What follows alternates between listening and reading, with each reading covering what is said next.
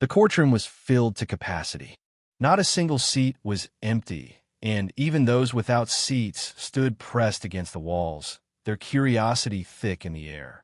Low murmurs drifted through the space like an undercurrent, each whisper feeding into the growing anticipation.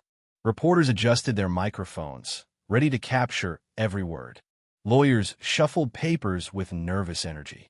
Above them all, the judge sat high on his bench, watching, waiting. His gaze, sharp and calculating, rested on the small boy standing in the middle of it all.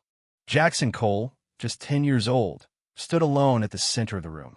His heart pounded against his ribs, each beat echoing in his ears. He forced his small hands to unclench at his sides, his fingers trembling despite his efforts. The room felt suffocating, the silence pressing in from every corner. But Jackson didn't flinch. He had come too far to falter now. In front of him, lying on the polished oak table, was a newborn baby swaddled in a soft white blanket. The baby stirred gently, letting out a tiny whimper that momentarily broke the silence. Jackson's breath caught in his throat, but his focus remained locked on the man seated above them all.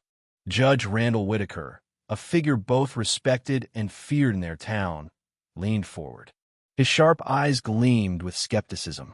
"You expect this court to believe," Judge Whitaker said, his voice deep and measured, "that this child belongs to you?" A collective gasp rippled through the room. Whispers intensified, people craning their necks to exchange wide-eyed glances. Jackson could feel the doubt radiating from the crowd, but he had rehearsed this moment in his mind over and over. There was no room for hesitation now. He drew a slow breath and squared his shoulders. "Yes, Your Honor," Jackson answered, his voice stronger than he expected. "Edo." The courtroom erupted into renewed whispers. The prosecutor, Mr. Lewis Brenner, leaned forward at the prosecution table. He straightened his tie, his brow furrowed in suspicion. "Jackson," he said, his tone deliberate, "this is a serious claim. Do you understand the weight of what you're saying?" Jackson met Mr. Brenner's gaze. "Yes, sir, I do." The judge tapped his gavel lightly, and the room hushed again. Every eye was back on Jackson, whose small frame stood dwarfed by the massive courtroom.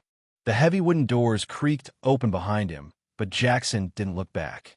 He refused to break his focus. He had to stay strong. The baby whimpered again.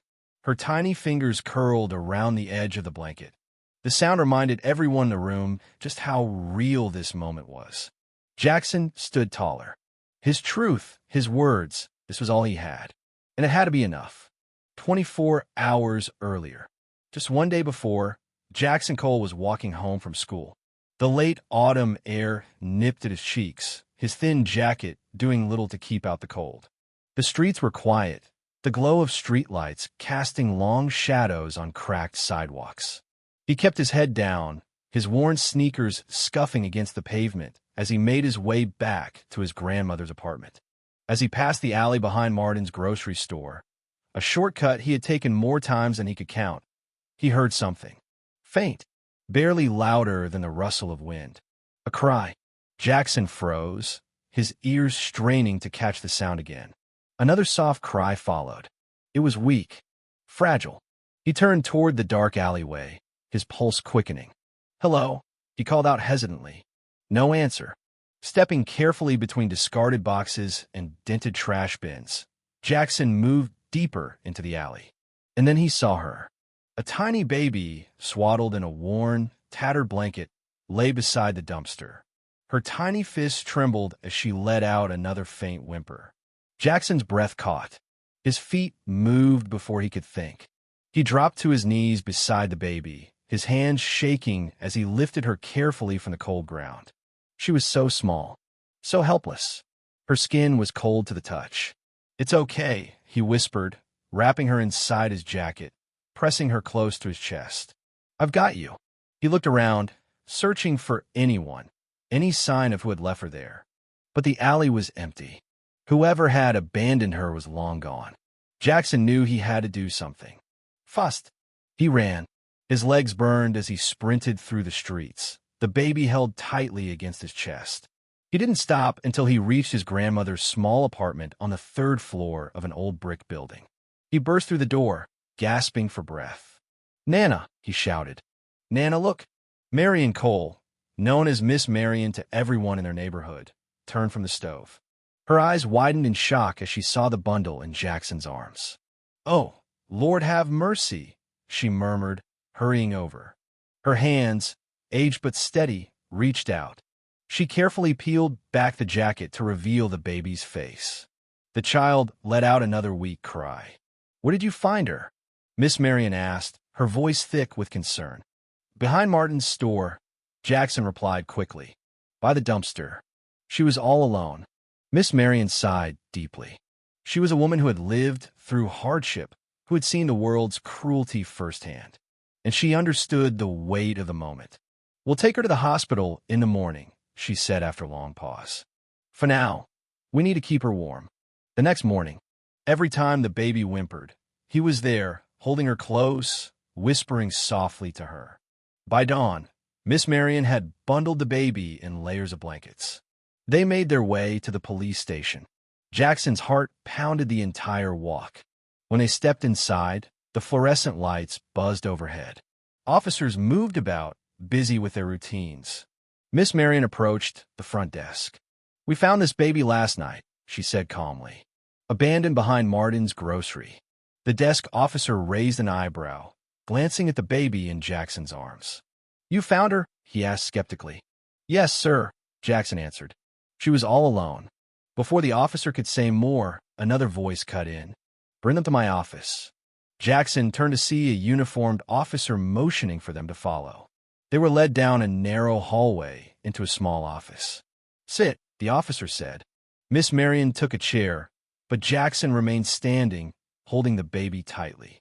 The officer dropped a file on the desk. "A missing child report was filed this morning," he said. "Just a few hours ago." "By who?" Miss Marion asked, frowning. "Judge Randall Whitaker," the officer replied. Silence stretched thick between them. Miss Marion's expression darkened. "That don't make sense," she said slowly. "How would he know about this baby?" The officer shifted uncomfortably. "That's not the strange part," he admitted. "The report, something's off. It's like he already knew the child was going to be found." Jackson's pulse quickened. Miss Marion squeezed his arm gently. "Something ain't right, baby," she whispered. The officer cleared his throat. "The baby has to stay here for now," he said. "We have to follow procedure." Miss Marion nodded, but Jackson couldn't shake the feeling deep in his gut.